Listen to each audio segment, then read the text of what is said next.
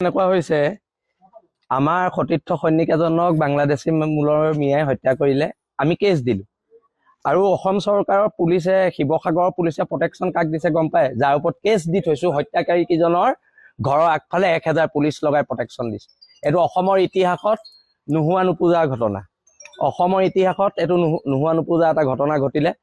আৰু এতিয়া কথা বতৰাবোৰ হৈছে জাতি মাটি ভেটিৰ কথা কোৱা চৰকাৰখনে কি বাংলাদেশীক প্ৰটেকশ্যন দিবলৈ আছে নি শুনক মই এটা কথা মুখ্যমন্ত্ৰী মহোদয় ডাঙৰীয়াক কৈ দিওঁ বাংলাদেশী খেদাটো আমাৰ জাতীয় দায়িত্ব বাংলাদেশী পিতাটো আমাৰ জাতীয় দায়িত্ব খেদাটো আমাৰ জাতীয় দায়িত্ব আৰু বাংলাদেশী খেদিবলৈ 855টা ল'ৰা শ্বহীদ হৈছিল আৰু এই ক্ষেত্ৰত কম্প্ৰমাইজ কৰা নহব কালি আৰু এজন ল'ৰা শ্বহীদ হ'ল আৰু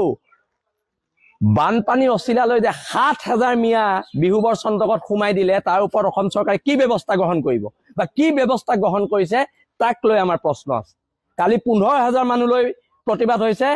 যদি ইহঁতক এনকাউন্টাৰ নকৰে তেনেহলে 30000 মানুহক লৈ প্ৰতিবাদ চিধা চিধি কথা আৰু এইটো নেভাবিব যে কোনোবা শাসক পক্ষত আছে কোনোবা বিৰোধী পক্ষত আছে কাৰণে তেওঁলোকৰ জনসমৰ্থন বেছি বীৰ লাচিত সেনা অসমৰ জনসমৰ্থন আছে আৰু শিৱসাগৰ জনতাৰ ওপৰত অসমৰ খিলঞ্জীয়া জনতাৰ ওপৰত আমাৰ বিশ্বাস আছে বৰাৰ লগত মোক কথা বতৰা হৈছে বিমল বৰাক ধন্যবাদ জনাইছো কিন্তু বিমল বৰাক মই এনকাউন্টাৰ কৰি দিব কৈছো যদি এনকাউন্টাৰ কৰি দিয়ে আমি নথৈ সুকিয়াম কাৰণ এমজে মানস আমাৰ সংগঠনৰ খুব নিষ্ঠাবান সৈনিক আছিল আৰু জাতিৰ খুব ভাল সৈনিক আছিল আৰু এনকাউন্টাৰ কৰিলে ভৰিত নহয় ইয়াত মাৰিব লাগিব এখন বাংলাদেশে এই বানপানী অচিলালৈ দখল কৰিছে শিৱসাগৰ অতি শীঘ্ৰে উচ্ছেদ হ'ব লাগে নহলে বীৰ লাচিত সেনাই উচ্ছেদ কৰিব এনেকুৱা হৈছে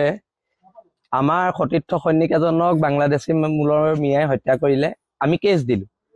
আৰু অসম চৰকাৰৰ পুলিচে শিৱসাগৰৰ পুলিচে প্ৰটেকশ্যন কাক দিছে গম পায় যাৰ ওপৰত কেছ দি থৈছো হত্যাকাৰী কিজনৰ ঘৰৰ আগফালে 1000 পুলিচ লগাই প্ৰটেকশ্যন দিছে এটো অসমৰ ইতিহাসত নোহোৱা নুপুজা ঘটনা অসমৰ ইতিহাসত এটো নোহোৱা নুপুজা এটা ঘটনা ঘটিলে আৰু এতিয়া কথা বতৰাবোৰ হৈছে জাতি মাটি ভেটিৰ কথা কোৱা চৰকাৰখনে কি বাংলাদেশীক প্ৰটেকশ্যন দিবলৈ আছে নি শুনক মই এটা কথা মুখ্যমন্ত্ৰী মহোদয় ডাঙৰীয়াক কৈ দিওঁ বাংলাদেশী খেদাটো আমাৰ জাতীয় দায়িত্ব বাংলাদেশী পিতাটো আমাৰ জাতীয় দায়িত্ব খেদাটো আমাৰ জাতীয় দায়িত্ব আৰু বাংলাদেশী খেদিবলৈ 855টা ল'ৰা শ্বহীদ হৈছিল আৰু এই ক্ষেত্ৰত কম্প্ৰমাইজ কৰা নহব কালি আৰু এজন ল'ৰা শ্বহীদ হ'ল আৰু বানপানী অচিলালৈ যে 7000 মিয়া বিহুবৰ চন্দকত সোমাই দিলে তাৰ ওপৰত অসম চৰকাৰে কি ব্যৱস্থা গ্ৰহণ কৰিব বা কি ব্যৱস্থা গ্ৰহণ কৰিছে তাক লৈ আমাৰ প্ৰশ্ন আছে কালি 15000 মানুহলৈ প্ৰতিবাদ হৈছে যদি ইহঁতক এনকাউন্টাৰ নকৰে তেনেহলে 30000 মানুহক লৈ প্ৰতিবাদ চিধা চিধি কথা আৰু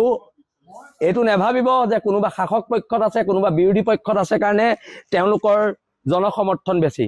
বীৰ লাচিত সেনা অসমৰ জনসমৰ্থন আছে আৰু শিৱসাগৰ জনতাৰ ওপৰত অসমৰ খিলঞ্জীয়া জনতাৰ ওপৰত আমাৰ বিশ্বাস আছে বৰাৰ লগত মোক কথা বতৰা হৈছে বিমল বৰাক ধন্যবাদ জনাইছো কিন্তু বিমল বৰাক মই এনকাউন্টাৰ কৰি দিব কৈছো যদি এনকাউন্টাৰ কৰি দিয়ে আমি নথৈ সুকিয়াম কাৰণ এমজে মানস আমাৰ সংগঠনৰ খুব নিষ্ঠাবান সৈনিক আছিল আৰু জাতিৰ খুব ভাল সৈনিক আছিল আৰু এনকাউন্টাৰ কৰিলে ভৰিত নহয় ইয়াত মাৰিব লাগিব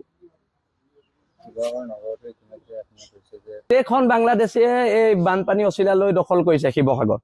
অতি শীঘ্ৰে উচ্ছেদ হ'ব লাগে নহলে বীৰ লাচিত সেনাই উচ্ছেদ কৰিব